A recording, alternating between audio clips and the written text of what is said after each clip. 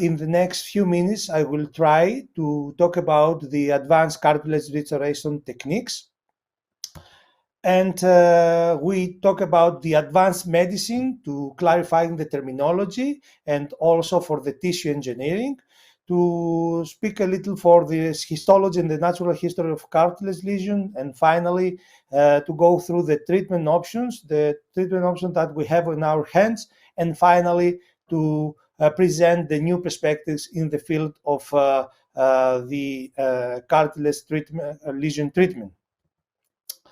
So when we talk about advanced medicine, we talk about regenerative medicine, which is the replacement or regeneration of human cells, tissues, or organs to restore the normal function of the human body. And we talk also about the cell therapy, which is the administration of cells for the patient's benefit. And finally, we talk under the title of advanced medicine about the tissue engineering, which is the development of biological substitutes for transplantation, as well as an effort to regenerate and reshape tissue in order to replace, repair, or maintain its function. So tissue engineering, as I said, is the development of biological substitutes for transplantation, as well as an effort to regenerate the tissue, to replace and repair the function. And we can draw this kind of a cycle where first we can isolate the cells from the human body. We culture the cells in the culture medium and multiply them, and finally, after the multiplication of the cells, to seed them in a special scaffolds, and after that, to continue the cultivation on the scaffold, and finally, to get a construct with the cells, and to transplant this construct in the human body. To do the tissue engineering, we have to have three basic elements. First of all, a scaffold. Secondly, the proper cells. And finally, some biological substances, some molecules which will start and direct the procedure. And about the scaffolds have to simulate the extracellular matrix and to give a three-dimensional environment, so the cells can adhere in this substrate, and also this construct to differentiate, to direct exactly the differentiation of the cells. And after the transplantation, this scaffold has to degrade, so we call it bioabsorbable, and to be replaced by the extracellular substance of the grown cells. And let's go to the cartilage tissue. Is a very unique tissue with a specific ultrastructural composition of its extracellular matrix. Is a solid tissue, but which withstand significant forces through the joint motion, and to have for that way significant elasticity. So one can call this kind of tissue a living mechanical material. And the regenerative potential of bone of marrow-derived elements was determined in the early 60s, long before the discovery of mesenchymal stem cells, with the observation of the cartilage paradox. What is this paradox?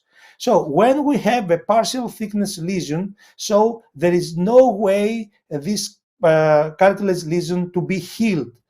And when we have a bigger lesion, a full thickness lesion, where we have a direct contact with the subchondral bone, so there is a potential for healing with fibrocartilage. So the subchondral bone has some value in this healing procedure for the cartilage.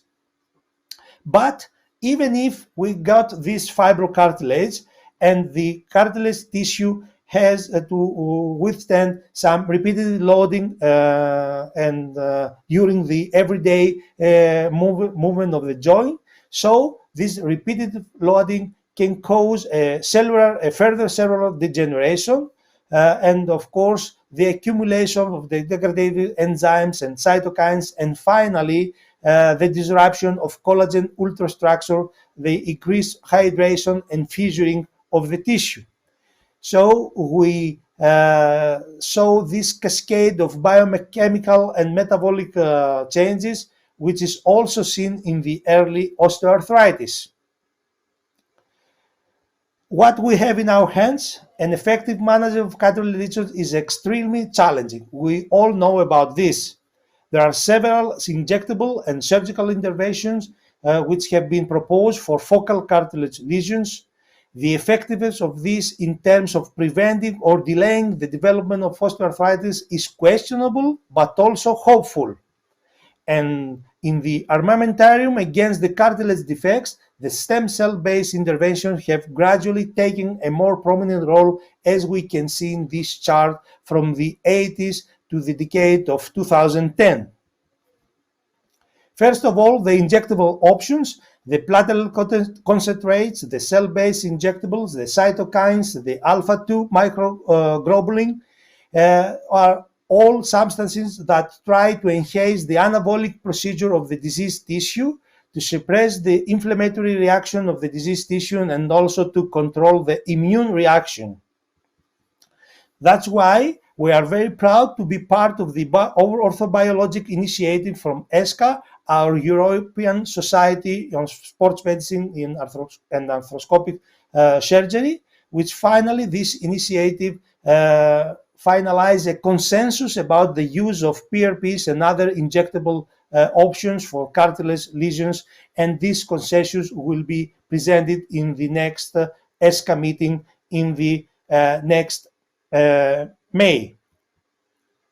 April. So let's go further for the surgical treatment of the chondral lesions. There are specific indications, first of all, to be a symptomatic lesion, to be an isolated chondral or osteochondral lesion, to be normal in a normal or correctable alignment knee, or to be part in a normal or correctable ligament stability of the knee, and of course to have a functional meniscus tissue. And as for the age, we can implement this kind of surgical treatment actually in all ages. So there is the question mark in the upper limit. But there are specific contraindications. We cannot use this surgical treatment option in the osteoarthritis, in the systematic inflammatory disorder, and of course in the extreme condition of collagen or vascular disorder in the extreme obese patient and the patients who use chronically immunosuppressive medication. First of all, we have in our hands in the last 60 years the bone marrow simulation techniques, which is an intrinsic repair enhancement, like I talked about that earlier with the cartilage paradox, where we drill, abrade, or microfracture the subchondral bone, and through this penetration, blood and bone marrow elements come to the lesion site and formate and fibrin clot. The formed fibrin clot provides the environment for fibrocartilage formation, but this fibrocartilage is without the ability to stand the applied mechanical loading for a long time. Maybe after the 5 years, there is a destruction of this fibrocartilage. So that's why 30 years before we got in our hands the autologous chondrocyte implantation. Today we have the fourth generation of this kind procedure, but we use the mature chondrocytes from the human body through two operations, one to get the specimen and the other to transplant or implant the construct with the chondrocytes, the multiplied chondrocytes, cultivated chondrocytes. But again, in this kind of procedure, we got hyaline-like cartilage tissue, but there are some doubt how the cells which dedifferentiated in the lab have the ability to redifferentiate again and regain the cartilage phenotype. That's why 20 years ago, or better in the last 15 years, we use the scaffolds without the chondrocytes in a one-stage procedure where we put a scaffold to protect the fibrin clot and possible to induce the chondrogenesis from the subchondral bone marrow, MSCs, as an artificial extracellular matrix. But again, we have very few of these kind of cells in this focal lesion site. That's why we use the autologous bone marrow mesenchymal stem cells for focal cartilage lesion after a culture proliferation, the culture expansion. And there are many clinical studies which record the use of bone marrow MSCs after centrifusion, the bone marrow aspirate cells, the well-known BMAC products, alone or mixed with collagen, hyaluronic acid, and fibrous glue. So there are also positive results in studies comparing mesenchymal cells with autologous chondrocytes or by injecting bone marrow mesenchymal stem cells into knees where other interventions have been performed, for example, microfractures. Since their identification as a potential source of cell therapy for cartilage damage, adipose-derived MSCs have become a reliable source in multiple models of cartilage regeneration. They have the ability to be many, and it is very easy to take them from the body. And of course, an additional advantage is the findings that they have a dominant chondrogenic capacity. So in a number of patients, it was reported that after interarticular injection of adipose-derived MSCs, the pain was reduced and the function of the knee was improved through the suppression of the synovial activation. This kind of cells can ameliorate the damage of the ligaments and the menisci. They can also inhibit the development of cartilage destruction. And finally, they can give place for formation of new cartilage and bone. That's why we tried the last 10 years with in our clinic the project of the adipose-derived MSCs through the rationale that we have our first thoughts were that autologous chondrocyte transplantation needs 2 operations. The cost is high, and of course, we read about the doubts about the dedifferentiation of this kind of cells. On the other hand, the MSCs have been shown to play an important role in cartilage healing. Their number is very easy to be increased, and of course, we use adipose-derived and not bone marrow because bone marrow MSCs have difficulty to get them without anesthesia from the patient. And finally, we finally get a phase 3 clinical study, which got a couple of publications. So the purpose of these studies was to investigate the midterm outcomes of the single-stage cell-based procedure in patients with knee focal symptomatic cartilage defects using matrix-induced culture-expanded autologous adipose-derived MSCs. It was hypothesized that the increased number of autologous MSCs after culture expansion is a safe and efficient cartilage repair procedure which improves over time the chondrogenesis. And in these 2 tables, we can see our inclusion and exclusion criteria and the demographics of our patients, mostly young people from both sexes and with an average BMI and in all locations of the knee, and also with some concomitant lesions, and we did concomitant procedures. So we take a subcutaneous piece of tissue, we isolate in the lab the MSCs from this tissue and got finally, after a month, almost a month, 10 to 20 millions of cells with strict characterization of these cells to be adipose-derived MSCs. And finally, we use a scaffold to inject the cells in the scaffold and put the construct, the scaffold and the cells in the focal lesion in the operating room. And we follow clinically these patients, and with our results through the IKDC and KUS scales improved to be durable, good results after 3 years. And of course, we did MRI in our patients, and finally we found that there are development of tissue resembling the healthy cartilage after the first, second, and the third postoperative year. So the most important finding of our study is that the implantation of these culture expanding mesenchymal stem cells is a safe, efficient, and single-state cell-based procedure with significant midterm improvement of clinical, functional, and radiological outcomes. Of course, there are limitations in our studies, but in all of these kind of studies, because we have short-term and mid-term monitoring of the results, the sums are regularly small. There is the heterogeneity of lesions about the size, the location, and the etiology. And of course, we did a clinical evaluation and MRI evaluation, but we caught few biopsies, and the result from these biopsies, as you can see in these photos from histology, is very, very hopeful. So, and of course, the level of evidence of these studies is 3 and 4. But the science continue to try to find new pathways. That's why Arlo Kaplan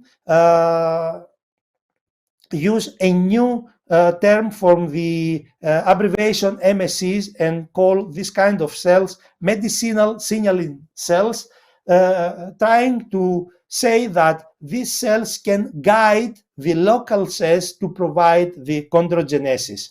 And may this kind of new terminology can explain the fourth generation of autologous chondrocyte implantation, where we got the cartilage particle from the boundaries of the lesion, and through an enzymatic digestion, we can isolate it, mature chondrocytes, and put again in the lesion, and of course to guide these cells through the use of MSCs, and in some projects through allogeneic MSCs to do a new and hyaline cartilage in the site of the lesion. And of course, there are new perspectives in the area. So the cell or the cell products or biosubstances from the cells, can we inject them in an effort to treat the osteoarthritis now, but not also osteoarthritis, also bone defects, delayed porosity of a fracture, osteonecrosis, discopathy, muscle injuries, or injuries and degeneration of ligaments, tendons, and menisci. And to use allogeneic MSCs, and of course to use regular cells from the human body, and to do these cells to be pluripotent or multipotent stem cells, the well-known IPC cells. And using the technology of bioprinting to use this kind of cells, the MSCs or the IP cells and scaffolds, and finally to construct a part of the damaged tissue and put this construct through the bioprinting procedure to the human body. So, in conclusion, there is a widespread use of autologous mesenchymal stem cells for transplantation, but this widespread use depends on the best results versus similar techniques. That is a matter of research to be found out. And we have also to know which methods of administration is the best. The MSCs can be isolated at first, differentiated in the laboratory, and then implanted. Is it safe also? And we need studies to clarify the number of cells, the implantation methods, and of course to find out the interaction between chondrocytes and mesenchymal stem cells. And to do this through multicenter studies for using these very unique cells. But we can say now for sure that cell therapy using MSCs is a safe procedure with promising early results in focal cartilage lesion. Thank you very much. And this is my references. And again, thank you. And let's say announce again our biannual Congress in Thessaloniki, Greece in the next June. Thank you.